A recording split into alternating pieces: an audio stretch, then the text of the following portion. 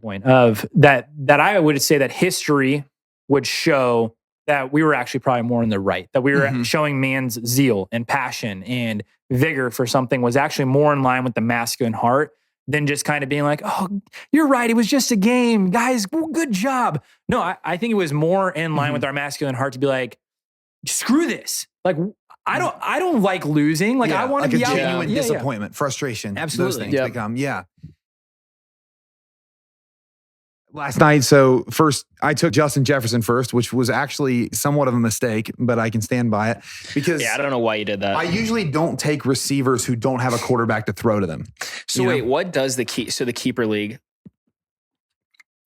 What is so I am still not understanding. Year over year, you keep 3 players that you choose. But do you have to pay? So the other league I'm in, they said you have to pay $5 to keep those players. No. So the way that I think the league that we're in is going to work is the same money that you paid this year for that player is the money that you have to allot for them if you're going to keep them. Oh, shoot. Right. So if I paid $45 of my $200 for Jefferson this year, I have to pay that again next year. I originally was toying with, I was kind of going back and forth with a guy and then got kind of hung out to dry at the end. And I was thinking to myself, I'm like, really the reason I was even going to the amount that I went to is because I think he could end up with a different team. And Justin? Yeah. Justin will end up with a different team. We'll see. So, Vikings. But you said no to the league though. Yeah? You guys are great. You're going to take the Chiefs? No, take every Chiefs player? I don't really have a whole lot of fun with fantasy football anymore. Are you serious? No. Yeah, that's fun. I'm not trying to throw shit at you guys. I'm like, right now in my life, I'm trying to live in reality, like not fantasy land. So I'm trying to, if I'm going to do football, I'm going to just watch it. Yeah, that makes sense. But, I think right now, I've done it. You've played before, yeah? Oh, yeah. I mean, I've played a ton throughout college and as a missionary, and even last year I played. It just got to a point where I'm like, and people got mad at me because I just cared more about the Chiefs. And so I would watch that and then wouldn't set my lineup sometimes So my roommate last night, he walks into me doing the draft. Yeah. And he didn't notice what was happening. And then I made a comment. I'm like, gosh, fantasy football. He's like, are you seriously doing that? I'm like, yeah. What do you say? He's like, he literally goes, this is just the Dungeons and Dragons for slightly more athletic people. That's a Theo Von take, you know? I don't know. I was laughing so hard. I don't think I did it much in college, actually. I kind of got into it really when we started at Damascus. It was my way of kind of staying in contact with the guys that I had that I had worked at Ohio State with or whatever, and they would all invite me into leagues, and I'm like, yeah, I'll play. But I was so accustomed to the snake draft. Again, just for anyone listening that doesn't know, snake draft, the person who drafts first, right? You go all the way through the order, and then it snakes back. So the last pick gets 2 picks at the end, and then it snakes back to the first pick that gets 2 picks, and you kind of go forward and backward through the order. And then the one that Noah and I were just in, you have like a certain amount of like fake dollars allotted to you, and then you bid those for players, and you have to really, there is a lot of strategy to it, because if you spend all your money up front, you don't have enough for your bench, and you're going to get a bunch of scrubs on the bench. And so there is some strategy to it, and keeping 3 players is a big strategy. How does it work with free agency? So do you have to pay for free agents? Yeah, I think that's right. They give you like an allotted dollar amount for free agents over the course of the year. And that's the waiver wire. That's how it works. So I'm super curious. The only thing I care about is who is the most expensive quarterback in the draft. Oh, no, everyone went for no one went above 21, right? No, but let's be honest though, the 21 was almost double what all the other ones went for. Right, because I think Stroud went for 12. Can you name it? Yeah. Who was it? Patrick Mahomes. Mahomes did. The guy from Kansas City. The guy's going for a straight Super Bowl. He actually did. I think he went for 24. You're right. And then Hurts and Allen went for 21. Yeah, it's because they're second tier guys. Yeah, I don't think one at the top. Is there really any argument even there anymore? Like I don't the best quarterback in the league. Well, I was gonna say just even like I was saying even tiers. Oh, well, I don't even. Could anybody be? I don't think you can put a person on the tier with Patrick. Well, for fantasy, I wouldn't take Patrick, because Patrick is becoming more of a pocket passer. Yeah. So if fantasy is all about, especially in PPR league, which is what we're in, it favors the running quarterback every time. So if you have a quarterback that can score rushing TDs, you're gonna dominate. So Pat, that's why I was shocked that he went for 24 because you usually don't. Yeah, that's your difference maker, right? Because PPR CJ Stroud, points per reception, you're going to get receivers that all score higher than they normally do. Yeah. So your differentiator is going to be a rushing But I think also in PPR, which is different than, I could be wrong, but in PPR, which is different, I'm pretty sure that rushing TDs for QBs are more than passing TDs for QBs. Mm-hmm. So you get more points, whereas like the other leagues are a little different. So you for fantasy, you want to get a Josh Allen or a Lamar Jackson simply because they're going to run, and or Jalen Hurts because they're going to run. Mm-hmm. Whereas Pat Mahomes, Aaron Rodgers, CJ Stroud, they're going to be your pocket. They're going to be a better quarterback. Like they're going to dominate outside of in reality. Mm-hmm. But in reality, they're going to dominate. It's the real thing. No, it is. Well, it's also funny because I think the only reason we're talking about fantasy football is because I actually, if I'm really analyzing myself, got offended that I got called out with my Jefferson pick by one of our friends. And I was like, I am now going to bury everything in this draft. But I don't know. There's something about me that's still competitive and outside of just like basketball. And I haven't picked up pickleball like you have, but I know that you're getting into it. I played for 3 hours, 2.5 hours a day, and it was freaking amazing. There you go. Yeah, fantasy football gives me some competition. But is there a decent amount of competition in CrossFit? Because I've actually never... You're competing against yourself, obviously, because you have like PRs and the different workouts, but there's also probably a healthy level of competition within. Yeah, it's a little bit of both. No, sure. Yeah, certainly. So, I mean, like every day you're in a class with other people, right? So this morning I was working out and we had 30 people in the class, and that's awesome. Yeah, but like today was a little different. So it was a partner workout. So Ben, one of our friends, Ben, he was working out with me. It's a pretty intense workout. It was a 50-minute time cap, and you had to do like a 2,000 meter row. All these different accessories in between. You had to do another 2,000 meter row. So in that instance, it's like Ben and I are just trying to get to the finish line. Yeah, right? sure. And then you're trying to beat yourself and like you're competing with the game itself. Right, kinda, right. And even, trying to PR in different lifts and such. But then there's times where it's like this type of workout called a Metcon. So it's metabolic conditioning. And it's you and the other people in your class, and you're trying to outlift them and outperform them. And so there are different times where I'm like, frick, like I want to beat this person, right? But then there's this weird reality where I think in any type of competition, you and I have talked about this before, where you can't just always write it off that it's because I'm like, I had an off day or something, right? So it can't be because I'm actually better than everybody else. And you have to have the humility to say, actually, they're just better than me, right? Yeah. They're actually stronger than me. They're in better condition than me. They're actually just better than me. Yeah. There's something to staying in the heart of competition. Yeah. So like I said, like basketball and other things, but fantasy football is one of the areas where I can still compete. I think it's just good for me because I get to see what I'm like in competition. And I know that we're going to talk about that a little bit today, but I've just noticed in myself over the years as I've matured, like I feel like I'm always kind of walking a tightrope with competition. Like I really see how far I've come in virtue whenever I get into the arena and compete against someone. And really in anything, like I said, even last night, like the reason that I'm bringing up the Jefferson thing right away is because like part of me was stung by someone calling me incompetent, like even if he didn't mean it, it's like, wow, there's something of it wasn't me. Ownership. Yeah, it actually wasn't you. No, it wasn't. But yeah, well, let's get into it today. I think Modern Man episode 1, we're going to be taking a rediscover angle today. And for those listening, really Modern Man is the podcast that contains a conversation that seeks to rediscover and redeem the heart of man in the modern world. And so we're going to go kind of like episode by episode, choosing, whatever's on our hearts for a given 2-week period. Like, do we want to go with more of a rediscover something that we think's been lost in masculinity, or do we want to redeem something that we still see in masculinity, but don't see it as it probably should be? And so today we're going to take a little bit of a rediscover angle, and Sam, you got it. So I'll throw it over your way. For sure. Yeah. I mean, I think, so we're talking about Rediscover the Fight, right? So rediscovering this lens of man's God-given gift to engage in competition and fighting for something.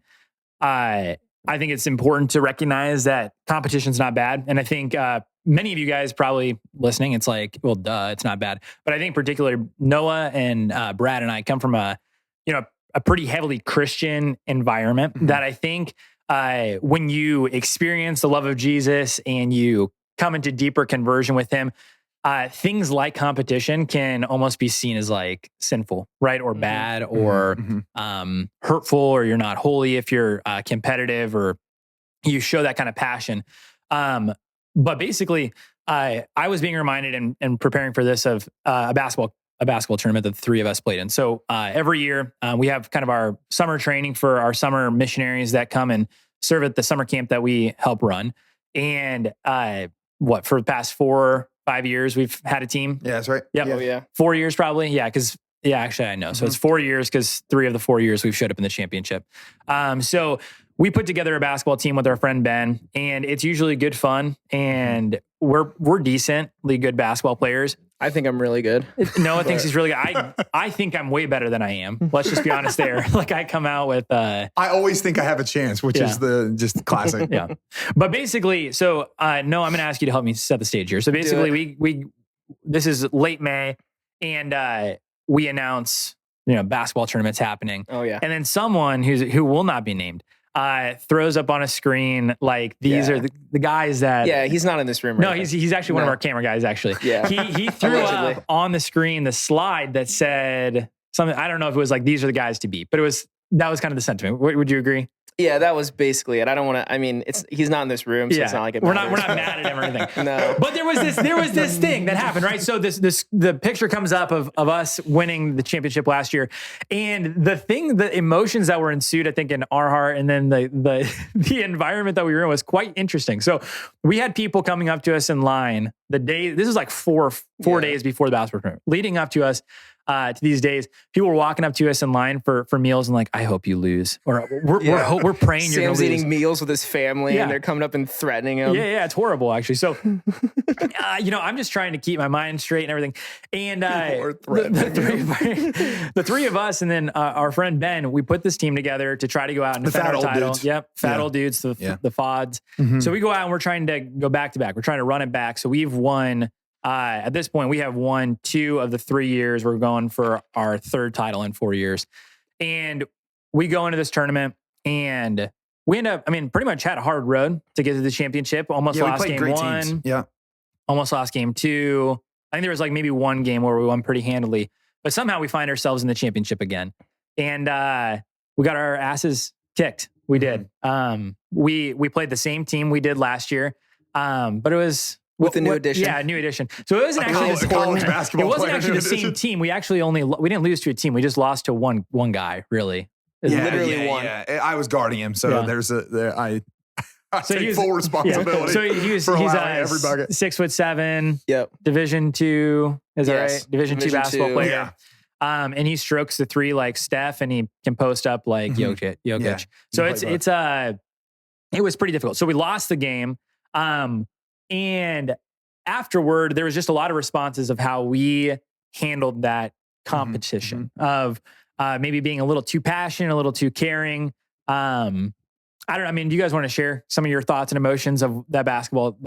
Yeah. So after the game, it was a unique situation. So the next day, I was, so we're at this, the tournament happened. Around the court, there's 100 to 150 people probably. Yeah. So which is one of the coolest parts of the tournament. Oh, for sure. Is you have all these missionaries that come in, the teams that lose still hang around, all the people that aren't playing. For sure. There's an environment. So there's a ton of people there. There's like 150, 160 people. We were at our training conference for this summer camp. And so the conference has all the meals, right? The conference, like everyone is eating together. And so I'm eating the next day.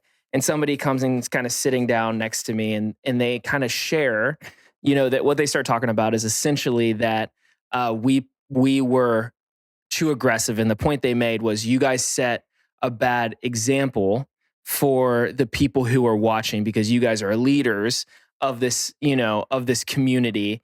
And so now people saw you guys, and you guys set a bad example. You guys didn't set a good standard. That's what people told me. And so they're sharing this, and it started to get me thinking a lot. So the general feel essentially was that we didn't set a good example because we were too intense and too passionate and to me, and that came off very mean-spirited, essentially. And so that kind of gives a little bit more context. And as I would to what say, was going on. even not even just that we were like, I mean, it was just, I think truly it was that we cared. You know what I mean? Like there's this element of, yes, passion, yes, like grit, yes, tenacity, but it's like, I think just the fact that we were out there just trying to actually win pissed some people off. Well, yeah, You know what I mean, you see that you definitely see that in the world today, right? Like how many times have we seen the middle schoolers and high schoolers that are like entrusted to our care in different arenas just get called tryhards? Tryhards, It's just like, that is literally just an attack at competency or excellence. Effort. I mean, it's like, how so bad no, is there's that? definitely something about that in kind of all of what we're talking about, right? Like a challenge of like,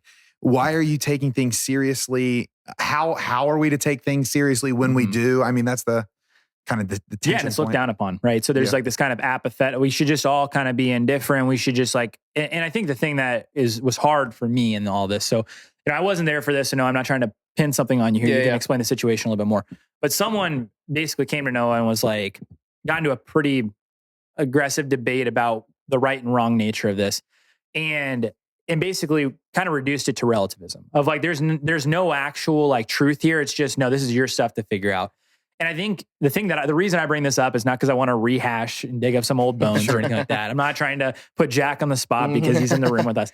I'm truly just that there is, I believe that there is truth. And I think that man loves to find truth and fight for truth. And I think that we can't just say that this is relative, like, oh, it was neither like not right nor wrong, or it was just completely wrong, to show some sort of competitive drive for something. I think that it's a worthy discussion point of that I would say that history would show that we were actually probably more in the right, that we were showing man's zeal and passion and vigor for something was actually more in line with the masculine heart than just kind of being like, oh, you're right, it was just a game, guys, good job. No, I think it was more in line with our masculine heart to be like, screw this. Like, I don't like losing. Like, I want to be a genuine disappointment, frustration. Absolutely. Those things. Yeah, I agree completely. Yeah, like the fight that once saw men like storm beaches so that they could come back victoriously, and most of them didn't even make it back, but that those stories that would be told would include them amongst the victors, right? Like those are the men that carried us to where we are today. Yeah. And I don't know how you get there without something along the lines of what you're talking about, right? Like something around this idea of fight, something around this idea of caring more than the next person. And I know that's been a huge, an area of self-consciousness in my life. And I've talked to both of you about that, but I genuinely care about the things that I do. Like I get really, I'm pretty like serious about serious things. I'm pretty, determined to figure out like what's the best way to go about something. And I think that's what I think the stage is set for with the tournament.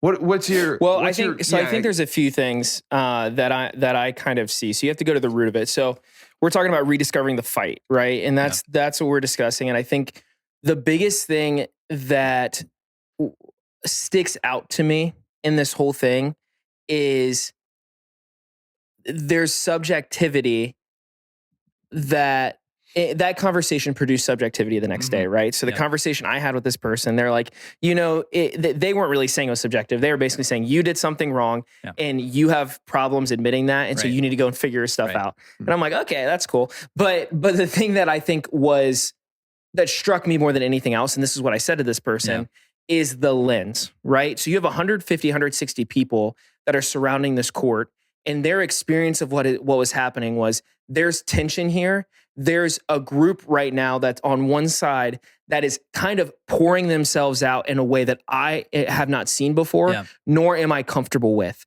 And so you have to look at the lens, and you have to look at the foundation of where that lens comes from, right? The background. And so I know when I was a kid, I'm the youngest here. I look the youngest. I am the youngest. And I just am better looking and just younger. So anyways, but I'm the youngest here. So when I was in grade school, probably around 6th, 7th, and 8th grade, Brad already started saying this verbiage of try hard started to be said a lot, right? And it's only increased over the last 10, 15, 20 years, right? And so this is verbiage that we're starting to hear amongst kids all the time. And what I think it reflects is the heightened reality that our society has the highest fear of failure ever than ever before, right? There's a massive fear of failure. And so the way in which to deal with fear of failure is you say, I'm not going to try as hard as I can in areas where I might lose, right? And so when we don't try as hard as we can in areas where we might lose, then we don't have to deal with the tension or the I was passionate for this and now I failed type of feeling in our hearts, right? Which causes discomfort and all the other things. And so what happens then is when you're you do that as an individual and then everyone around you does that, you become very used to a very cushy, comfortable environment where everyone is okay because no one really gave their all and it's safe, right? And so flash forward, and we can get into a lot of the masculine, feminine realities there, and we will, but you flash forward to a group of people that aren't used to that. And so then you get a group of us guys who do kind of the way the kids say it now too, full send it, right? We give everything that day, right? And so that causes a lot of discomfort and tension. And so that I want to say, because I think the biggest thing here is the lens. Like the person I was talking to wasn't really wrong from what they've experienced, but that's all they've experienced, right? And so they only have a lens of when you give everything, it is bad, right? And I want to say this too, which we need to talk about on the flip side. We did do wrong things that night, right? So I think we did, and this is where we might disagree, which will be fun. But I know that night I yelled at maybe one of the cameramen that might be in this room and said, "This guy's not for us," because he was officiating, right? That's wrong. Like that is wrong. That's attacking. That is wrong. And so in that situation, I have to look at that and say, I need to own up to the fact that I did something that was mean-spirited. And that is wrong because I can give my all. Like Brad, that night you gave your all and didn't really talk. I gave my all and I talked a lot. And some of the talking was good. Like it was fun. It was aggressive. It was tense. But then some of it was like unnecessary. Like that statement where I yelled at the ref and said, "This guy's not for us." That's unnecessary. Yeah. And so, yes, totally. There was stuff that happened that night that was uncalled for. From my end too. I apologize to Jack as well the next day. We both did, But then Jack, who cannot talk right now because he's a cameraman, there were things I apologized for, but Jack, there were things I did not apologize for. So I will say this, that this is what I believe about the fight. And bringing this back is like, it would be actually contrary to the purpose of a lineman to apologize to the defensive end after hitting him, right? Because the purpose of an offensive lineman is to block, right? To get right in the shoulder pads and to shift them around. It would be against the purpose of a boxer to apologize for landing a punch on the other boxer, right? So because there's a purpose, there's an essence to the sport. It's right? onto something. Exactly. And so like there were people that wanted me to apologize to the other team because I was being too aggressive. I was being too passionate. I was being, even verbally, I'm like, you know what? People can disagree with me here. I don't think trash talk is wrong. Like, do I think there is a point, and maybe we'll get into this at some other point, but I think there can be denigrating, like it puts someone at like a subhuman level, it attacks like the very core of the nature of who they are. But to be in a place where you're like jawing with someone to try to get at them mentally, like I disagree that I think that would be always wrong. That would be always wrong. Yeah. Because I think that there's, and this is where I think, Noah, where you were bringing that up of the point this person was bringing to you, is not only is there this kind of, and if I'm hearing you correctly, there's like this, you were saying there's like this fear of failure, right, in the culture. That there's kind of the thing, the pervasive fear of failure. And then they were saying that you were wrong. I think that for me, it boils down to even, not only just was it wrong, but it was unvirtuous for us to act that way. Yes. Right. And I think that's where I'm like, lesser than what you should be. Yes. That's where I want to drive this point. Cause I think an ongoing conversation throughout this podcast is going to be kind of a topic of virtue, right? Like, I think that this is something that lends itself to every sphere, every strata of humanity, whether you are Christian, whether you are Muslim, whether you are Buddhist, whether you don't practice any religion or single, whatever. Virtue is actually like transcends all things, right? And that's actually, I want to bring up a passage here from Neo-Machian ethics. I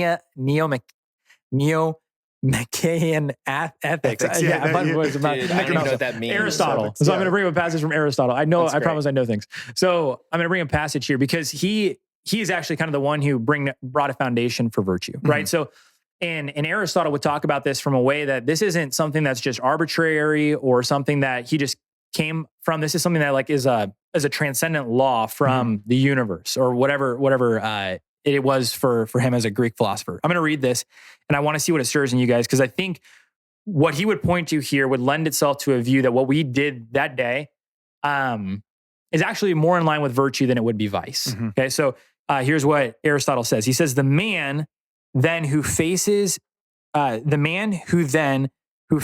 fears the right things and from the right motive in the right way at the right time and who feels confidence under the corresponding conditions is brave. For the brave man feels and acts according to the merits of the case in whatever rule directs. Now, the end of every activity is conformity to the corresponding state of character. This is true, therefore, of the brave man as well as the others. But courage is noble. Therefore, the end is noble. For each thing that is defined by its end. Therefore, it is for a noble end that the brave man endures and acts as courage directs. And then he goes on to basically, over the next paragraphs, I'm going to save you the mind space here. He begins to talk about virtue in light of two extremes. So he talks about specifically courage, that courage is the virtue, but it's the means between two extremes. One is cowardice, right? So if someone is constantly living in this state of fear, whether it's fear of storms or fear of dying or whatever, that's actually a cowardice vice, right? But then on the other end of it, there's someone who constantly is never afraid of anything, right? Yeah. So just constantly puts himself in danger or never thinks about his own life. He would say that person is rash or rash boldness. Yeah. So you could actually be having two kind of counteracting vices, but the middle road, the virtuous road is courage. And kind of the last part I want to end on here that I think kind of dovetails off this is, as we have said then, courage is a means with respect to things that inspire confidence or fear. In the circumstances that have been stated, and it chooses and endures all things because it is noble to do so, because it is not base to do so. But to die, to escape from poverty or love or anything painful is not the mark of a brave man, but of a coward. For the softness to fly from what is troublesome, and such a man endures death, not because it is noble, but to fly from evil. Courage then is something of this sort, but to name the apply to other kinds, first comes the courage of the citizen soldier, which is the most true form of courage. And the Greek word here is andria. And that is actually the word that he keeps going back to in this section of the ethics of courage is manly valor. And he talks about like the most appropriate mode of courage is actually being manly. Like it is to be courageous, to be a man of fortitude, to be a man of virtue, is to be a man who is to be manly. Like, I don't know if that makes sense to you guys, but that was a lot of words. Summarize here. But no, that's good. So I'm going to play devil's advocate a lot throughout this.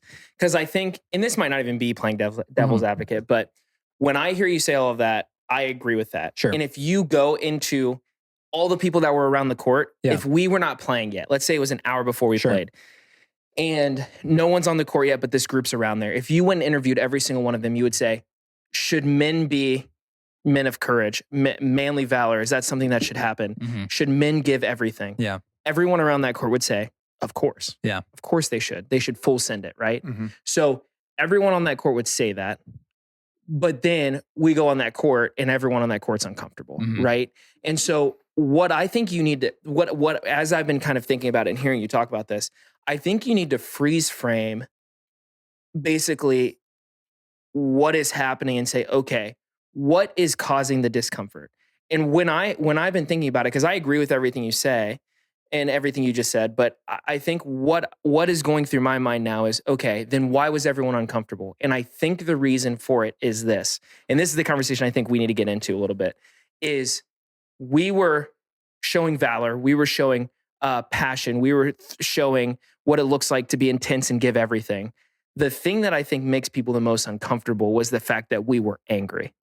I think we were angry. And so I think what we need to figure out is, what does it mean to be angry? Because you can be angry and not sin, right? That's what scripture says. So you can be angry in a virtuous way and you can be angry in a non-virtuous way. And I think that's the conversation that we should have, because it's the fight has to have anger in it. Yeah. But what is an anger that is healthy and what is an anger that's not healthy? This might be semantics, and I'm not trying to pick apart what you're saying, but I would prefer probably the word aggression instead of anger. So anger because I think anger can be, I think anger more often than not is not actually a good thing, right? Sure. So there is righteous anger, but I think very often most people's experiences, life experiences, anger is not something that is shown well. Yeah, but I think aggression can be something that, like football players, right? Or basketball players or whatever. Like I think aggression can be something that can be harnessed. And the reason I push that around, it's kind of a leading point is, we know this, right, from a Christian background, that in Genesis, God, he blesses man, he hallows man, and he says that basically in blessing, he tells be fruitful and multiply. And to be fruitful is God blesses his sexual nature, but then so be fruitful and then multiply. He is blessing his aggression. He's actually blessing the ability to go into to defend the garden, to protect the garden. Yes. And so there's something there that, like, it's actually not wrong.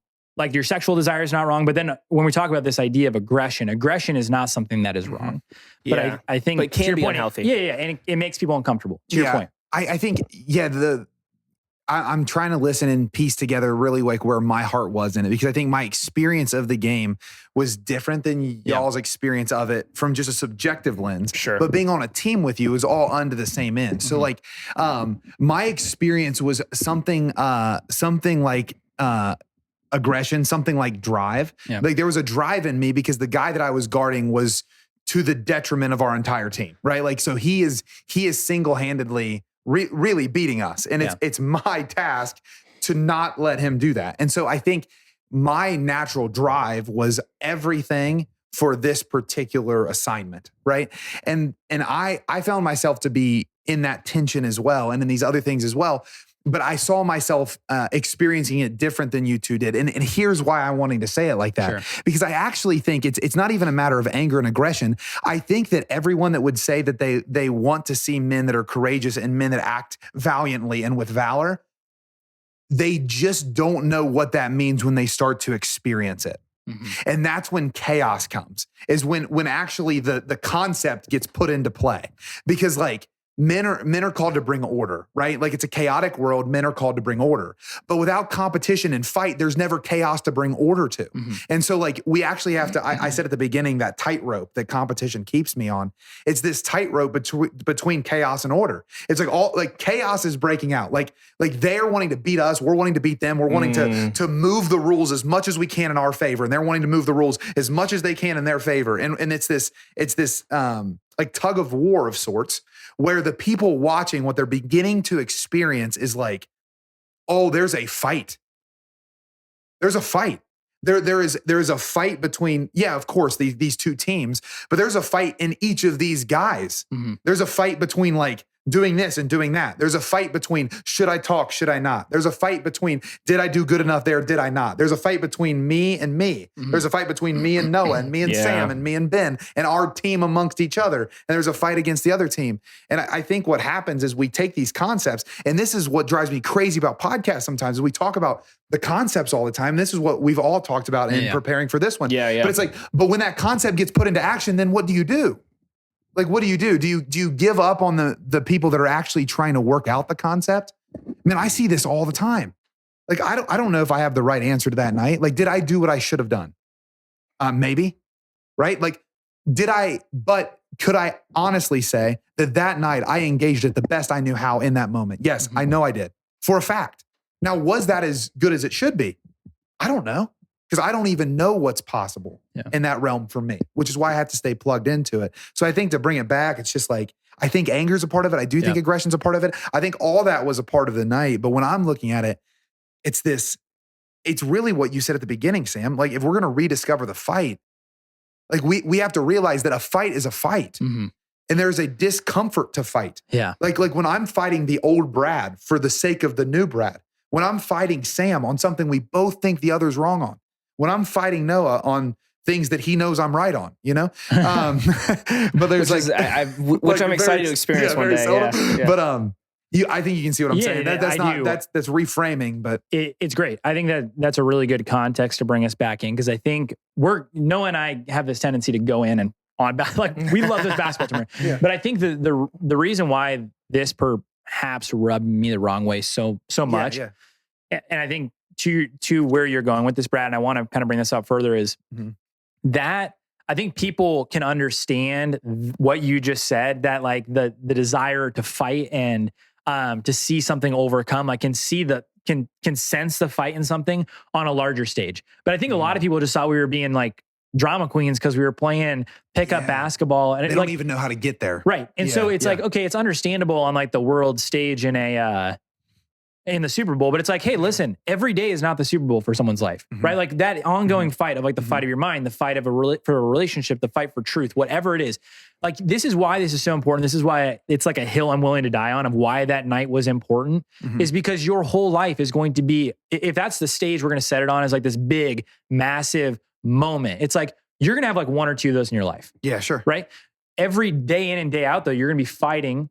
You're going to have to enter into life with an aggressive mindset. Because if you're just going to be a passive bystander to life, that's all you're going to be. Life's going to pass you by. You're going to blink. You're going to be 40 years old. You're going to be hating your life and have question marks. And maybe some people not hate your life, but you're going to be like, wow, where did life go? Like this kind of sucks. It's just kind of it's on autopilot. It's just moving. Yep. But when we look at our life through the lens of the fight, and this is where, so like Aristotle, when he talks about that word Andrea, he talks about it, courage is most appropriately demonstrated, and that's kind of the last line I brought up, is as a man in war.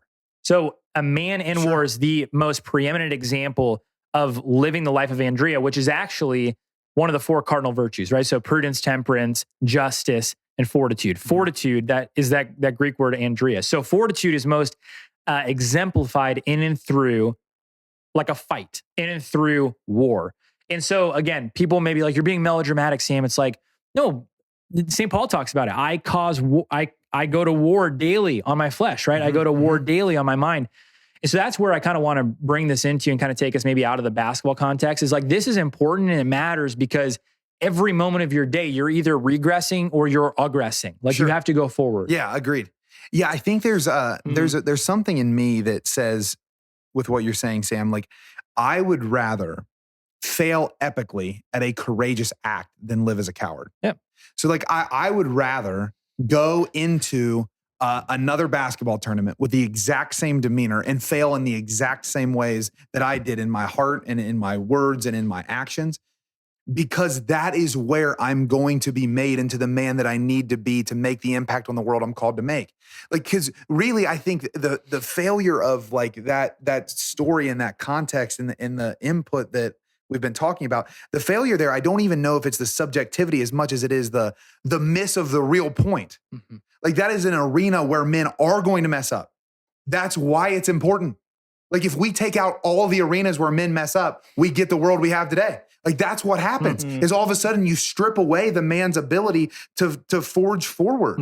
Like I there's something to that. I'm not putting a full, I'm not getting my hands around it fully, but I think that's the bigger context of what you're saying is like, which one would you rather be?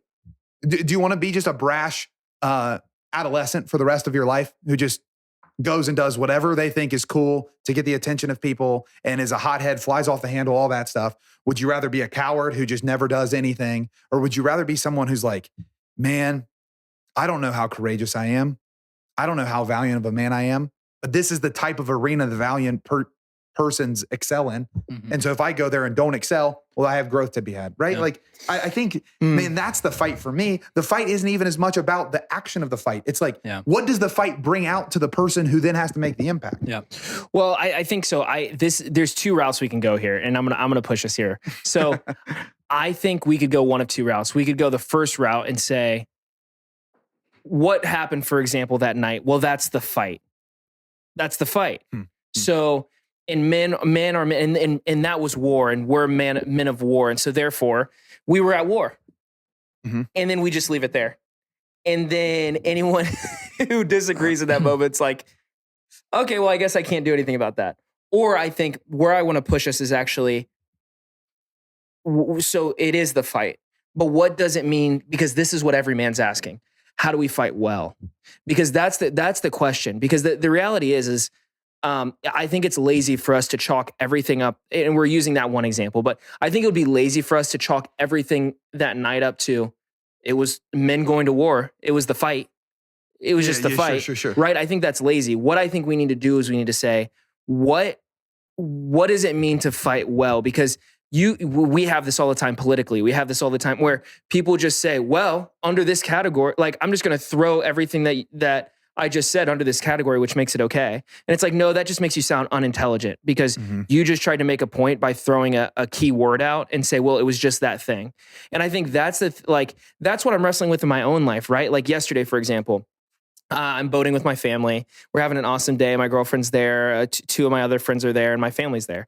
And we're boating. We had a beautiful day under the sun and we're on our way back in, right? And we're going, I don't know, 25 whatever it is, knots, I don't know what the speeds are on boats. You know, Sam. Fast. Yeah. We're going fast. And we're going back and there's these jet skis just being stupid out there. Yeah. Just being absolutely stupid. There are these 20-year-old like little preppy kids that are flying around on these things. They're trying to make massive wake around the no wake sign. They're just causing chaos.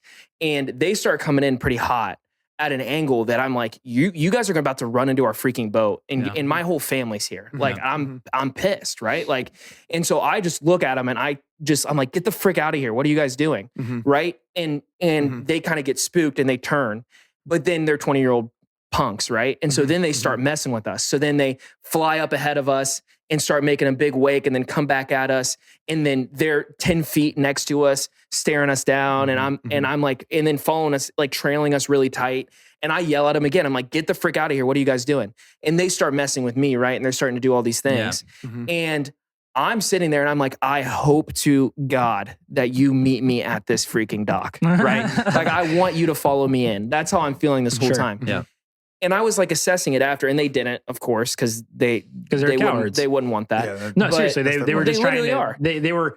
They were trying to like edge you on in a way where you couldn't actually do anything to them. Exactly. But the moment that you get within fist distance, they're like, "Oh no, I'm sorry, I'm just joking." Yeah. Exactly. And so in that moment, I came back to the boat, and my girlfriend's there, and she was actually at the basketball tournament too. Yeah. And she had some stuff like some rub, right, like some tension with the way I acted. She was like, a lot of that was good, but some of this was bad, right? Like her and I had a great conversation about it. Yeah. Flash forward to yesterday, we get in the car and I'm like, I wanted them to meet me at the dock. And she had no issue with it. Why? Because men are made to fight. They're made for war, mainly to protect, right? I'm seeing my family on this boat and I'm like, if you get close, we are going to have to fight because I need to protect these people, right? And so there was a beauty and a healthiness in the fact that I was willing to protect in a moment of danger. Yeah. And I think that's a healthy fight, even though I said, get the frick out of here, right? Sure. And I think that's a healthy way. But then I go back to the basketball night and I say, me yelling at the refs, it was an unhealthy way. The way I yelled at the refs and being personal and insulting and attacking was an unhealthy way of a fight. And so I think there are a lot of men, because I think it was a personal attack that was cheap, that didn't advance us at all. Versus when I didn't foul someone and thought I didn't foul that person and said, this is what I did, you shouldn't have called that. I'm fine with that because I'm actually saying I'm protecting what I did. But in the other situation, I insulted that person personally for no reason for a reason that wouldn't actually help my team. Yeah. And so I think there's these two areas I know I'm sitting here wrestling with, and I know men across the country are wrestling with this because they're like, I want to be a holy Catholic guy, but it's not me giving up on winning. It's not me sitting here and saying I shouldn't fight at all. And it's also not me fighting so hard that I deeply hurt people because I personally attacked them. Just fighting every single exactly. thing. Yeah. And so what is fighting well? Because this is if we're going to rediscover the fight, we need to understand what it means to fight well versus throw everything into the category and say, well, it was the fight. Right. You know? And I think Brad, if you got something here, you can go. But I mean, basically where my mind is going is I really believe, again, like no matter someone's background, it has to align with a greater ideal, right? Like there has to be something there that I believe would be transcendent, right? So even Aristotle, who's not a Christian, is pointing to this reality that there's something in the universe that points to there is good and there is bad, right? There's something that is ideal and there's something that's less than ideal.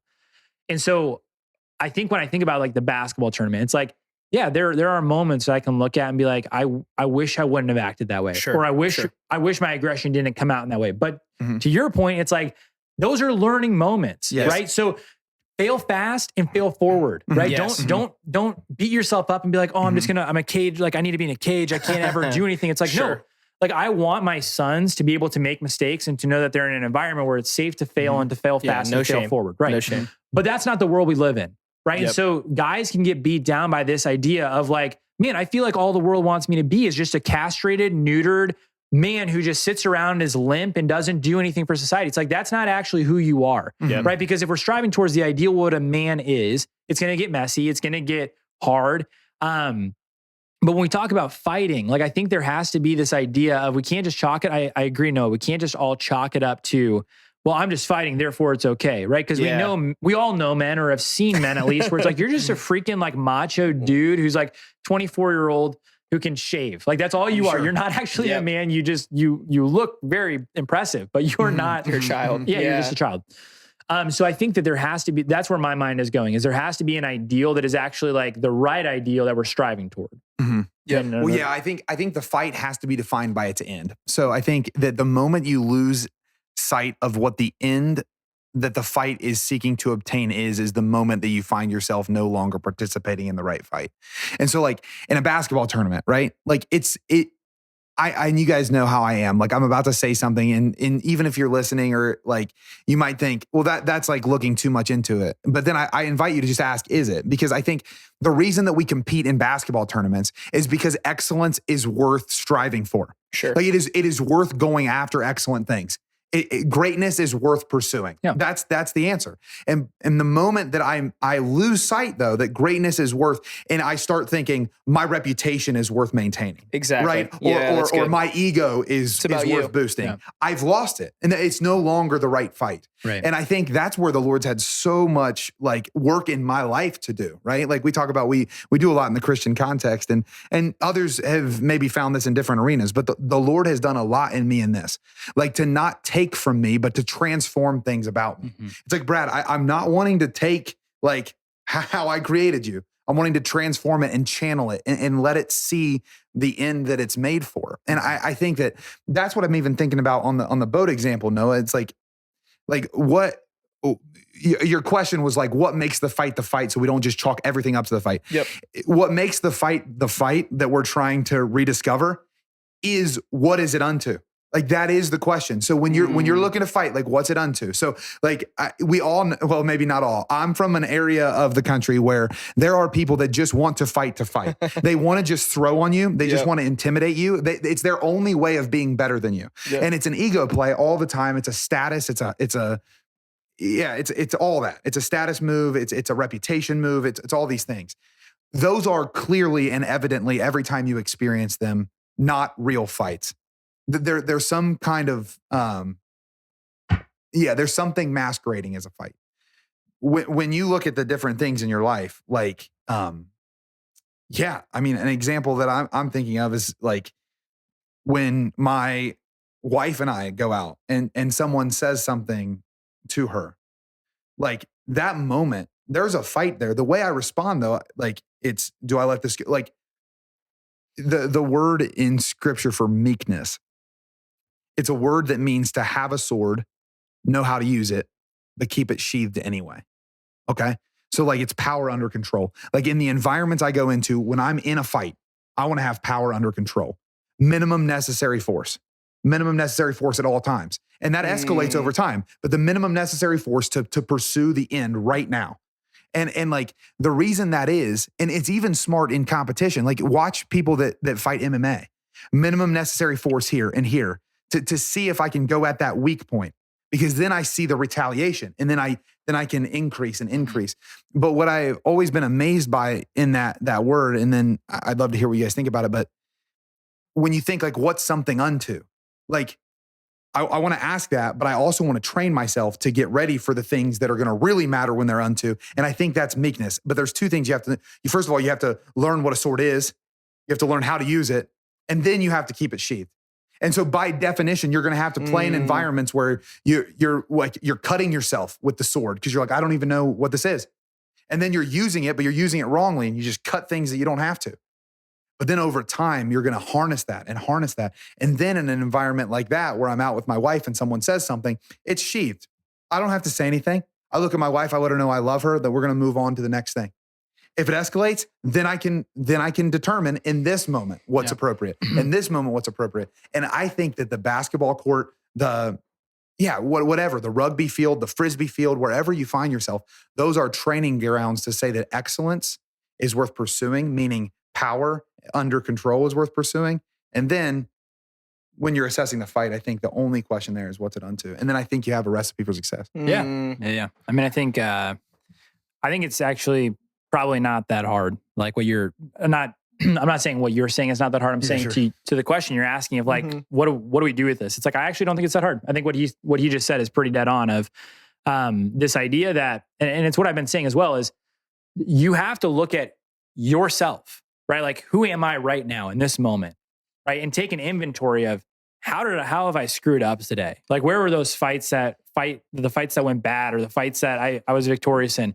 And to be able to take an inventory and to say to yourself, like, yeah, that was a fight I lost. That was a fight I won.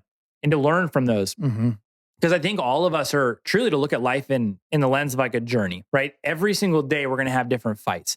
And I think, gosh, who was it? Oh, it was the speaker we had this past weekend. He said, listen, you don't have to win all your fights, but you do have to fight all your fights. Yes. But there has to be this mentality of like every freaking day, you're going to be presented with different battles. Yeah. You don't have to win all of them. You just have to fight all of them. Exactly. And so to see the lens of being able to see like, okay, I myself right now, I am an incomplete version of who I want to be, right? And we're kind of going at this metaphysical view of whether it's like, again, we are Catholics, right? So we're going to be coming through the lens of Catholic Christians. Yeah, sure. Many of you listening, I don't know where you're coming from, but like the objective universal truth that is passed down, right? There is objective truth in life, right? There is right and wrong. There is good and bad. There is natural law. There are things that are male and right. female. If we're going to name it, it's just, there's things in the world. There are things that are right and wrong and truth. Okay. So if that's true, then there's some sort of transcendent reality that I'm working toward. In moving toward that direction of obeying the objective truth and obeying the objective natural law. And in doing so and fighting that well, I am now closing the gap between who I am now and who I'm destined to be, right? Some people are like, oh, destiny. It's like, no, destiny is not like a crutch to lean on. Destiny is actually truth. Like I strongly believe that I have a destiny in my life, right? Like I am a hero on a journey to get to that point of destiny. And when I'm there, I'm a more whole man. So I think when we look at this idea of fights, it's not going to be as tangible always as like a basketball game or being on a boat and someone's like infringing on your family's fun day out on the lake or someone calling your wife in a derogatory word or something. But when we look at our life, and I love that in episode 0, we talked about this idea of the man in the arena. Like every single man's going to have different arenas in their life, right? So for me, relationally, what does it look like for me to have the fight for my brothers, like you as my friends? Like, how do I fight for a relationship with you? When I go into the gym in the morning, what does it look like for me to bring my fight in there? It's like, there are days where I can come in and just be half-hearted, like my body's there, and I'm not really trying my hard. And I know it because I've made it about just showing up or going through the motions, but like, being able to, does that make sense? What I'm trying to say is basically, my advice is look and label the arenas in your life and to see how can you bring the fight in there. So I don't think it's as pass fail always as like, oh, there was this big moral failure that I had and how I handled the situation. I think we're always aggressing or we're regressing. Yeah. There's no stagnancy. There's no. So I think this is a topic where we will have parts 2, 3, 4, 5, 6, 7, 20, right? Yeah, so we can talk about this forever because I think 2 things that come to mind when I'm hearing this is, and they're 2 different questions. They don't go together. So 2 things that come to mind is, first and foremost, we are talking about this because people had conversations with us, right? If no one had a conversation with us, we would have gone on our jolly way, right? So I agree with what you guys are saying. How do you communicate this to somebody who has the lens that we talked about when we started, right? So that's my first question is, the person I was talking to had a different lens than I did. I think their lens is wrong. They think my lens is wrong. I think what we talked about today is really good. How do you communicate it in a way to others who disagree that helps them understand so that they can be greater advocates of you and for you and with you? And how do they have a greater understanding so that they can walk that out in their own life. That's one question. Mm-hmm. Two is, and these are two separate ones, and we can look, Brad, I'm gonna let you do whatever you want with either of these. Okay. Yeah, sure. So, the other question is this. We're talking about rediscovering the fight. Does the fight, we as we're men of war, if we're fighting, does it always mean that we're protecting something? Mm-hmm. That's a question that I think would be worth talking about, because I think that's when I'm hearing Sam talk about fighting for relationship with the two of us. He's trying to protect relationship with us, right? Mm-hmm. So he's fighting for it. Mm-hmm. Fighting in the gym. I'm going to bet you're not fighting in the gym just to have a six pack like I do, right? Mm-hmm. Which I don't. But like, I bet you're fighting in the gym because you want to be strong and protect your family. Mm-hmm. You want to protect your longevity, right? So is fighting always unto protecting something or someone, which is the heart of man as well? So those are two separate questions. I think both of them are worth talking about. I don't think we can fit both in this episode. Well, I think, but those are things that come to mind, which I'm sure a lot of people are thinking about. I think we can wrestle with maybe, let me give two quick, what I think are like knee-jerk answers to each of those questions, but we'll go one at a time and then see what you guys think about that response. Okay. So the first question is just like, how should we bring this context to people who have a different lens than us? So if someone's coming from a lens of like, man, when I look at aggression, I see someone who's thirsty for power and dominance in a way that is not right with who they're made to be, or something like that, versus the lens of like, I have a natural proclivity towards fight, or whatever that might be. And how do we get them on the same page?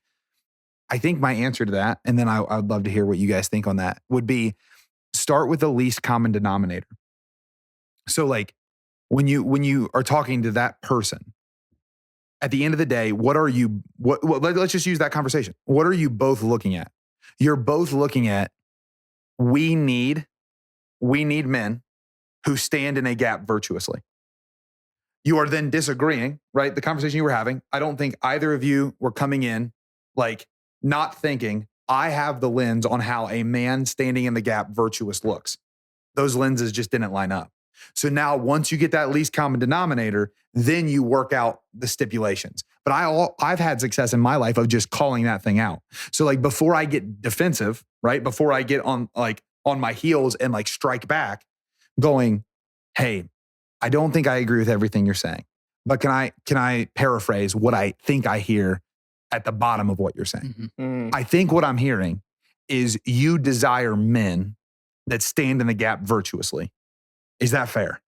Because I do too. Now we're working, even when we rub, from unto something that we agree on instead of just totally disparate paths. I wonder what you guys think about that. Yeah, I mean, I think it's great. And I think there's moments where we're going to be in conversation, debate about with people. But like, for me personally, and I'm not trying to sound like a jackass, it's not my job to convince someone. Like it's a good point. Like I'm doing coming this from the two wooers, right? Yeah, exactly. It's not my job to it's not my job to convince someone, right? So if someone's like, says, Sam, I want to, and I have a lot of failings in my life, right? Sure. But there are things in my life I'm doing well right now, right? So like from a physical perspective, I'm doing a very good job of physical discipline. Sure. I'm getting up to my alarm pretty much every day at 4:45. Yeah. I'm getting up and I'm praying for about an hour before I go work out. I'm going to work out for an hour. And then after that, I come home and I try to love my wife. And so when people see that and they're like, will ask me to do this with me or whatever, like I've got this group text and I'm trying to hold it together. Like I'm trying to hold these guys guys, hey guys, tomorrow the alarm's going off. And I've gotten to this point where I'm like, I'm not doing it for you guys. Like I was doing this before you got in the group text with me. I'm doing this for me, right? And this is not, I'm not trying to be selfish, but like when we bring it out to this other lens of people who might hate on you for the way you conduct your life, it's like, listen, I'm not doing it for you. Yep. Like I'm not doing this to appease you. Hell, I didn't even do this to offend you, but you're offended by this. So I am happy to talk about things when it rubs someone the wrong way. I agree with your, and I'm not trying to call it the path of least resistance. That's just what resounding in my mind. Approach. Yeah, it's really kind of diffusing tension, right? Sure. So being able to talk through things with someone. I just think we get to this point where we're at a little bit right now, where we start theorizing and philosophizing. It's like we get to an impasse where it's like and then it comes down to just how you conduct your life. Yeah. Right. So there is stand on. There is truly right and wrong in life. But then it gets to this point where it's like just how you express the truth in your life is different, right? So this is why when you look at, even in the Catholic context, you've got Franciscans, Dominicans, Jesuits, the way that they conduct their life is different, but it's toward the same ideal, right? So from a masculine perspective, there are like legitimate, objective truths that the way we conduct our lives. But I would say that it's not my responsibility to convince someone that I am living in a way that is in accordance with that. Right. Yeah. And if someone gets upset with me for the way I conduct myself playing basketball, and to your, I'm just going to bring it back just for a quick second. No, so when you said, if no one said anything to me that night, we would have just gone on our merry way. It's like, actually, I don't think so. Like for me, because that's like the role of a conscience, right? So for me, knowing myself, I would have been sitting up in bed for probably an hour or two being like, man, I was an ass. Yeah. Like I was an absolute asshole. And like tomorrow, and that's why I went to Jack and I said, the next day I said, Jack, there are like some things I need to apologize for. Yeah. Because and it did. Like I remember sitting in bed being like, that was not the man. That's not the man that I'm trying to be. Right. And so, and I don't think we can just chalk it up to like, okay, everyone just your individual conscience and stuff. But it's like, I do think that there is does that make sense? Like there is a reality of, I need people, but I also don't need people. Totally. Well, and so if you don't notice already, I feel like my role in this podcast is just to throw us off and ask crazy questions that throw us in different directions. But the reason I do that is I think we, like hearing that, Sam, is actually really good. I know I typically want to win everyone over, partially because I want people to like me, and then partially because I want everyone to do the right thing. There's a positive and be on the part team. Too, yeah. So I think I hear that, and I'm like, that is a good point. But I think that's this podcast is called Modern Man for a reason, right? So we are men living in this time with the riches of the Catholic Church, with the riches of 2,000 years of Christianity, with the riches of our amazing athletics that we get to watch on media that is unlimited, right? So we're in this time where we have about 1 billion ways to experience 1 billion different things, and it's all in our faces. And we have to, that's why I want us to have these conversations, because I sit here and say, how do we figure out how to be modern men? Like, how do we have, with the riches of what we know to be truth from our baptism, from the beauties of our faith, from the beauties of what we experience day in and day out in virtue and discipline, how do we take that and then experience also the brokenness of our lives, where we've been in areas where people have fought us just for the sake of fighting and screwed us for the sake of screwing us. And we take all of this and then we have these modern situations that are happening in context in the time that we're in right now. And we say, what do we do? And I think if you're listening to this, it's like, if you figured out anything by now, it's the reality that we are trying to figure it out. And I think we are just men in this time. We're modern men, and we're just trying to figure out what the right way is because we want to go the right direction. And I think there's a mixture of what you're saying, Sam, where I actually probably do need to be somebody who puts my head down, puts my nose to the grindstone, and just freaking does it because everyone's going to hate something about me anyways, right? Yeah. Then there's a part of me, Brad, that's like, no, but at the same time, I think it's really important, if this is so important, to get as many people on the team as possible. Yeah. And so you balance those two things. You balance the fight, how to fight well, how to be aggressive but not too aggressive, how to not be weak but be strong. You know, we're wrestling with all these things, and we as modern men, that's the whole point of this, is we figure it out. The cool thing about that, Noah, though, is like the reason why I don't feel like I need to try to convince someone is because I'm not like I'm not trying to get all like new agey here, but like, it's like, if I conduct myself in the way that I feel like God is asking me to, and the ideals that I hold myself to, I will attract like personalities. Like I will attract, like it's the whole idea of like the cult of Huberman. Like it's like, it's like Huberman and what's his name? Jordan Peterson. It's like, oh, this is the ideal I'm trying to strive toward. It's like, so there are plenty of people who hate Peterson are like, oh, he's just like a terrible psychologist. But like he attracts people that have a similar ideal. Yeah, because you're mentioning the embodiment, right? Because if I'm embodying that that we're talking about here, there is going to be an attraction to it. I do think I do still see the tension where it's like, and maybe again it's just my own proclivity, but it's like I want you to see why I'm living the way I am too.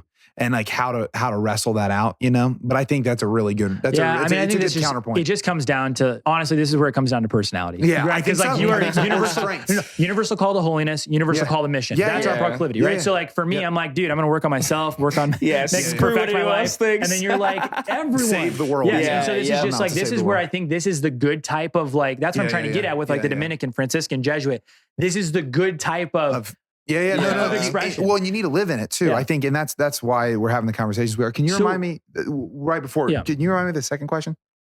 It was the protection question, right? So how do we protect? Yeah. Right? So is the fight always protecting something? So similar to what Sam was doing on the first question, I actually, no, I don't think so. I think there's two moves in the fight. I think the fight protects territory and takes land. So I think if I'm looking at the course of history, I'd love for you guys to push back because maybe I'm wrong, but I look at I think there is a good reason to look at the fights that protect something. But like that night, let's just not even the basketball tournament, anything else.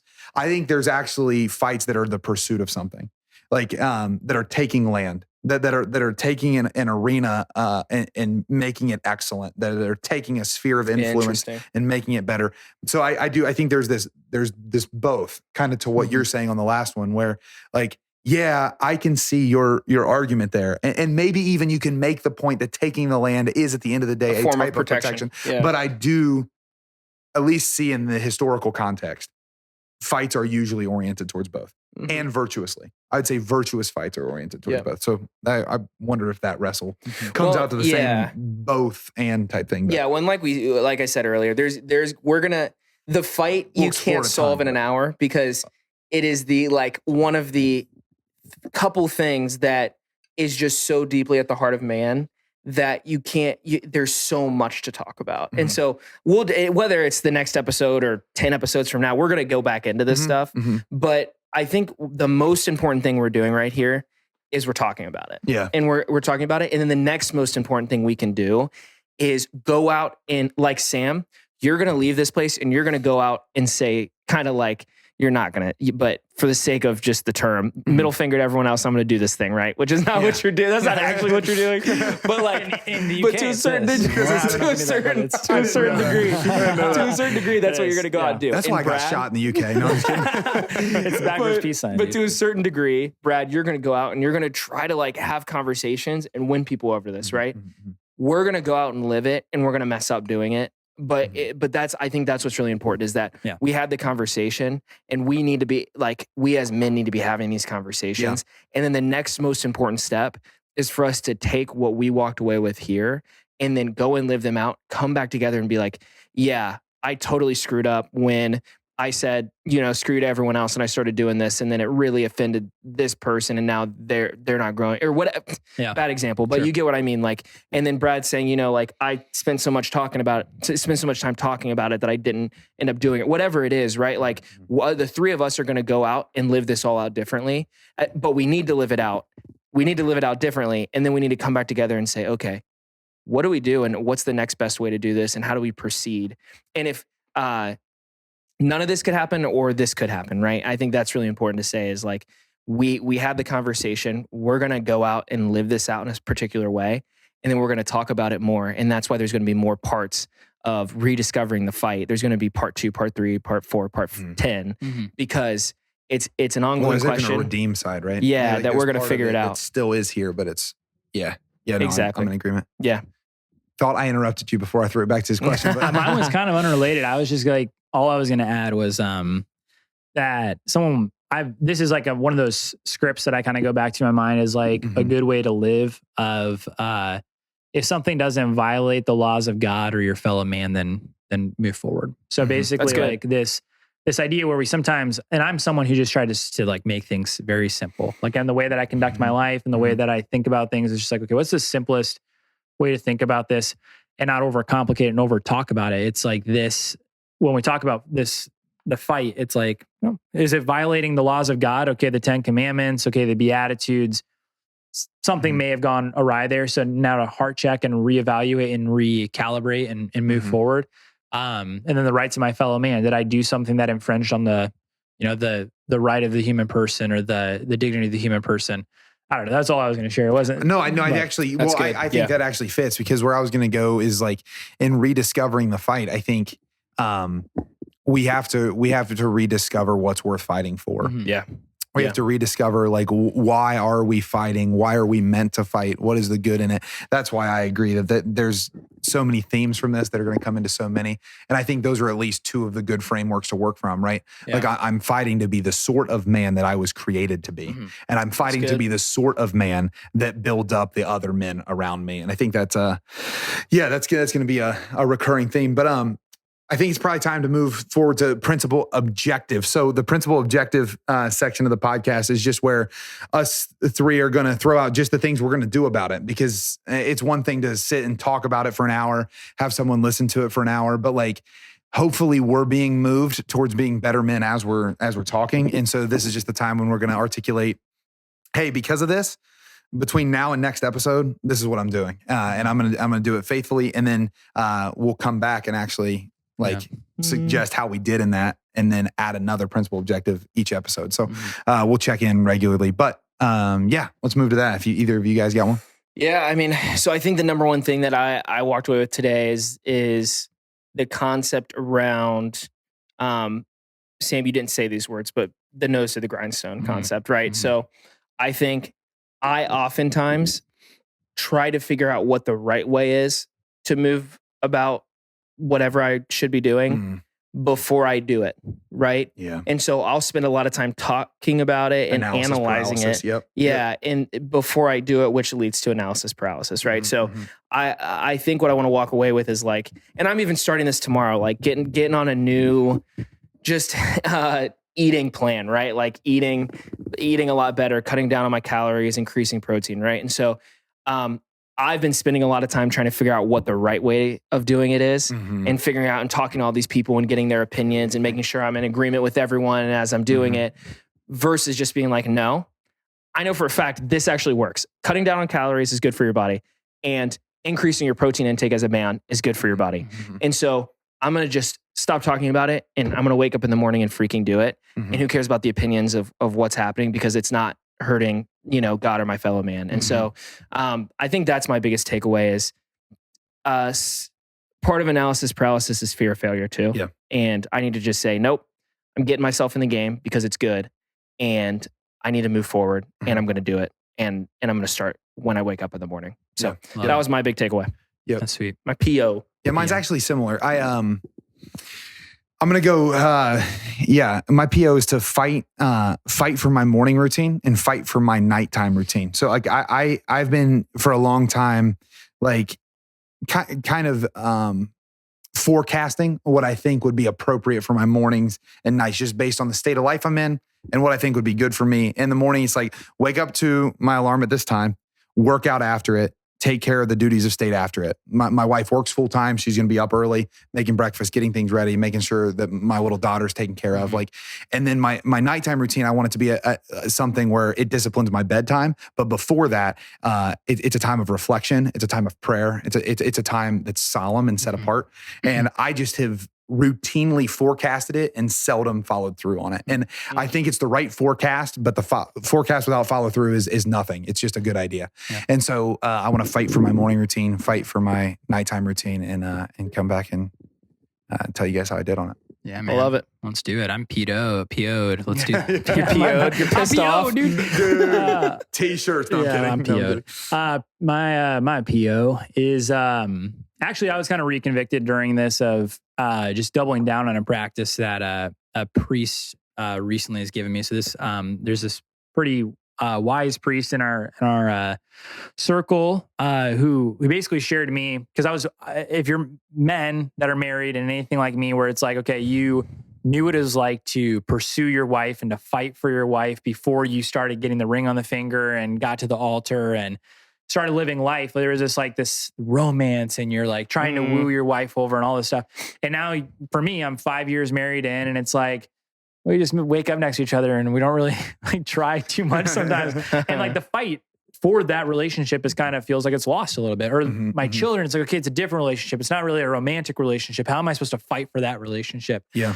And so this priest, what he told me was to get a journal. And so I have this journal that sits by my bed and to dream every day for them. So basically to write their names down and to dream and to vision cast their life. So like, okay, what is, not to be like to fashion my wife of how I want her, but be like, what is God's dream for her life? Or what's my vision of how we could be together as spouses, or my children? Who is my son, my oldest son to be? Who's my youngest son to be?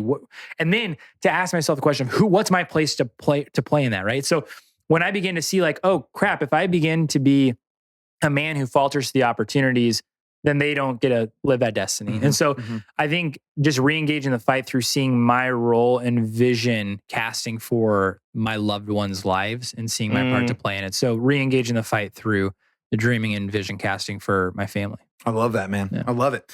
Well, yeah, that's episode 1, gents. If you're listening, continue to be men, pursue excellence, and we'll see you next time.